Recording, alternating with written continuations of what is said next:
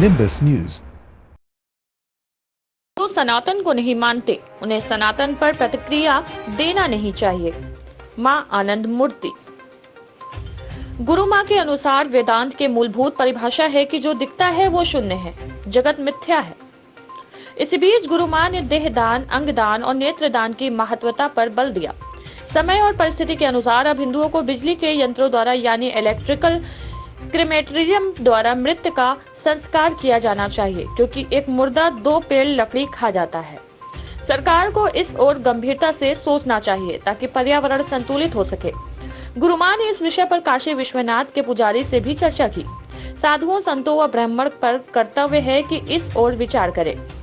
शुद्ध आत्मा पर बात करते हुए गुरु मां ने गीता के माध्यम से कहा, ये एन्नम वेदी हंतारम यशेनम मनयेतम हतम, दृष्टा की मौत नहीं होती।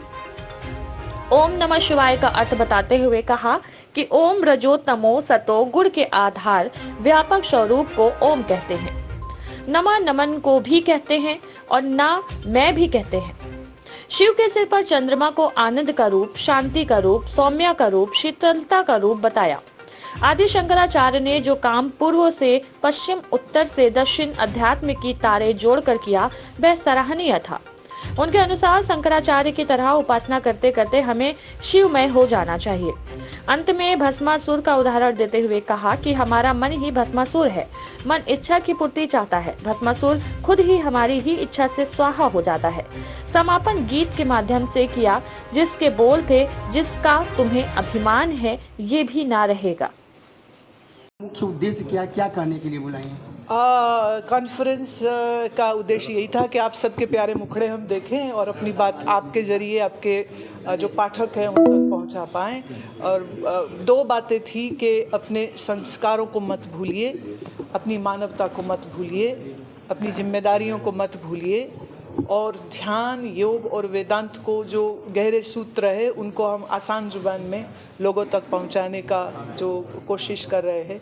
और काशी की इस पवित्र नगरी में हमारे भारत भर से जो बहुत सारे भक्त और शिष्य आए हैं, तो ये एक कारण था कि सब लोग तीर्थ यात्रा भी करें और वो लोग यहाँ आएँ और यहाँ का सुंदर भव्य जो इतना प्यारा मंदिर, अविश्वसनीय जो कॉरिडोर बना है, उसका सब दर्शन करें, भगवान का आशीर्वाद दर्शन प्राप्त करें।